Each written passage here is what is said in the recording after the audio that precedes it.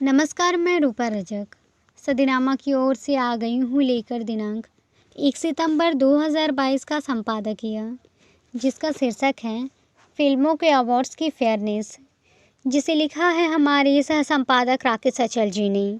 लेखक आजकल मुंबई प्रवास पर हैं। सियासती मुद्दे के बाद यदि किसी ने देश को या देश की जनता को प्रभावित किया है तो वह है फिल्म। फिल्म एक ऐसे प्रदर्शनकारी है जो जनता के मनोभावों को उत्तेजित करता है। हाँ, भले ही फिल्मों की भांति सियासत को अवार्ड्स नहीं मिला, पर फिर भी यह मान्य है और ज़रूरी भी है। और जानते हैं इस संबंध में आगे क्या कहते हैं हमारे संपादक महोदय। फिल्में सियासत के बाद जनता को प्रभावित करने वाला दूसरा सबसे बड़ा माध्यम है। सियासत में दुर्भाग्य की फिल्म की तरह कोई अवार्ड नहीं मिलता जैसा कि फिल्मों को दिया जाता है। देश में पिछले 68 साल से देश में बनने वाली श्रेष्ठ फिल्मों को फिल्म फेयर अवार्ड्स दिए जा रहे हैं। एक साल को छोड़कर अभी तक ये सिलसिला जारी है। इस बार 67वें फिल्म फेयर अवार्ड ने एक बार फिर अपनी फेयरनेस को बरकरार रखा। फिल्म फेयर अवार्ड की स्थापना इसी नाम से प्रकाशित होने वाली एक आंग्ल पत्रिका ने की थी। बात शायद 1954 की रही होगी। नया प्रयोग था, खूब सराहा गया। फिल्मों के निर्माता, निर्देशक, अभिनेता, अभिनेत्रियां और गीतकार, संगीतकार भी इस अवार्ड के लिए चुने जाने लगे। वर्तमान में ये पुरस्कार हिंदुस्तान का ऑस्कर अवार्ड कहा जा सकती है। फिल्मों के लिए भारत सरकार के राष्ट्रीय पुरस्कार भी दिए जाते हैं, लेकिन सरकारी पुरस्कार कुछ मिलाकर सरकार ही होती है। इस लिहाज से फिल्म फेयर अवार्ड कहीं ज़्यादा प्रतिष्ठित है। किसी भी अवार्ड की प्रतिष्ठा को कायम रखना सबसे बड़ी चुनौती है, क्योंकि अब फिल्में भी सियासी औजार बन चुकी हैं। उनका दायरा बढ़ चुका है। इस लिहाज से पुरस्कार भी प्रभावित हुआ है, भले ही वे सरकारी हो या गैर सरकारी। सौभाग्य ये है कि फिल्म फेयर ने अपने अवार्ड को भी अभी तक बहुत ज़्यादा विवादास्पद नहीं होने दिया।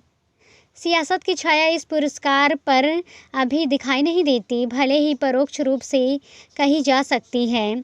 कम से कम मैं तो ऐसा ही मानता हूँ। 67वें फिल्म फेयर अवार्ड की घोषणा ने इस अवार्ड की प्रामाणिकता और निष्पक्षता को एक बार फिर प्रमाणित करते हुए सर्वश्रेष्ठ अभिनेता का पुरस्कार रणवीर सिंह को फिल्म 68 के लिए और सर्वश्रेष्ठ अभिनेता पुरस्कार कृति सेनन को फिल्म मिमी के लिए दिया गया।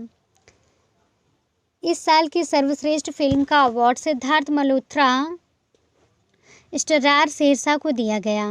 वही सर्वश्रेष्ठ गीतकार का अवार्ड कौसर मुनीर को दिया गया। यह पहली बार है कि जब फिल्म फेयर का अवार्ड किसी महिला को दिया गया है। रणवीर सिंह अभिनेता के तौर पर मुझे ही क्या, देश के उस नौजवान पीढ़ी को पसंद है जिसे फिल्मों में कुछ ज़्यादा ही रुचि है।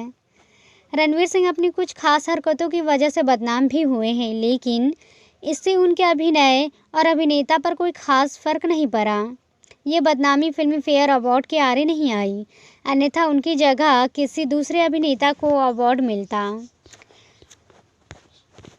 रणवीर सिंह का अभिनय ही नहीं, उनका हेयर स्टाइल, दाढ़ी मूंछ का स्टाइल तक कॉपी करते हैं हमारे देश के नौजवान। ये तभी होता है जब कोई अभिनेता अपने किरदारों के ज़रिए दर्शक के भीतर तक प्रवेश कर लेता है। फिल्म फेयर अवार्ड यदि फेयर न होता तो इसमें भी सियासत की छाया होती, तो तय मानिए कि ये पुरस्कार दी कश्मीर फाइल के फिल्म के अभिनेता मिथुन चक्रवर्ती या अनुपम खेर को मिलता, लेकिन नहीं मिला, क्योंकि ऐसी फिल्में मनोरंजन के लिए, देश को विभक्त करने के लिए बनाई जाती हैं। देश में आज भी बहुत कम संस्थाएं ऐसी हैं जो विभाजनकारी ताकतों को सम्मानित करने का हौसला रखती हैं। राष्ट्रभक्ति में सराबोर लोग खुश हो सकते हैं कि फिल्म फेयर अवार्ड उस आमिर खान को भी नहीं मिला जो लाल सिंह चड्ढा लेकर दर्शकों के बीच आए थे। इस फिल्म के बहिष्कार की पुरजोर मुहिम चलाई गई थी। फिल्म 2 बीघा ज़मीन विमल राय, दिलीप कुमार, मीना कुमारी और निषाद को सम्मानित करने से शुरू हुआ। फिल्म फेयर अवार्ड का ये सफ़र 68 साल में रणवीर सिंह, कृति सेन और मुनीर कौसर तक आ पहुंचा। ये अवार्ड आगे भी लगातार जारी रहे ताकि कला के सर्वश्रेष्ठ और लोकप्रिय माध्यम की ऊर्जा कायम रह सके।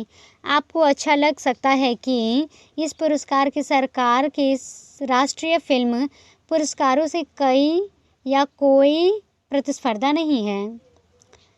फिल्म फेयर पुरस्कार किसी को उपकृत करने के लिए नहीं दिए जाते। इनके लिए बाकायदा एक विश्वसनीय जूरी काम करती है। फिल्म फेयर अवार्ड्स ने अपनी 7 दशक की यात्रा में अवार्ड की श्रेणियां भी बढ़ाई हैं। आज ये अवार्ड फिल्म निर्माण से जुड़ी लगभग हर विधा के लिए दिया जाता है। शायद 31 पुरस्कार दिए जाते हैं। फिल्म फेयर अवार्ड्स लोक स्वीकृति का एक प्रतीक भर है। इनके जरिए फिल्म निर्माण से जुड़े लोगों को अपना सर्वश्रेष्ठ देने की प्रेरणा मिलती है। आज के दौर में जब हर क्षेत्र में पुरस्कार उपकृत करने के माध्यम बन गए हैं, ऐसे में फिल्म फेयर अवार्ड की सुचिता गर्व का विषय है। इन अवार्ड्स को भी लांछित करने की कोशिशें तो हुई, किंतु उन्हें कामयाबी नहीं मिली। आप चाहे तो पुरस्कृत फिल्मकारों को अपनी ओर से बधाई दे सकते हैं। मेरी ओर से तो सभी को ढेरों बधाई और शुभकामनाएं हैं। काश राजनीति में भी इसी तरह का कोई अवार्ड दिया जाता तो मुमकिन है कि कुछ लोग अपना सर्वश्रेष्ठ देने की कोशिश करते। तो ये रहा मेरा आज का संपादकीय। कल फिर लौटेंगे एक नए विषय, एक नए संपादकीय के साथ। तब तक के लिए नमस्कार।